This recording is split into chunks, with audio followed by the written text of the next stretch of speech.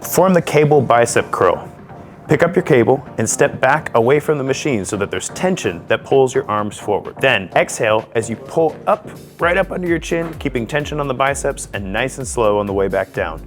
Inhale and repeat your rep. Keep your back nice and strong, your core engaged. Do your best to keep tension on the biceps in this exercise. The power of this exercise over the barbell bicep curl is that there's tension throughout the entire movement, complete with good form through all repetitions.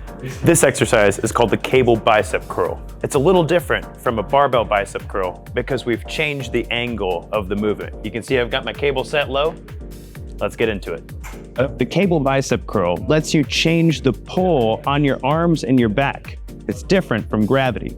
Notice because the cable is pulling this direction, when Katie comes all the way up here, hold it right there, she still has tension at the greatest tension of her bicep muscle. Very good job. Come all the way back down.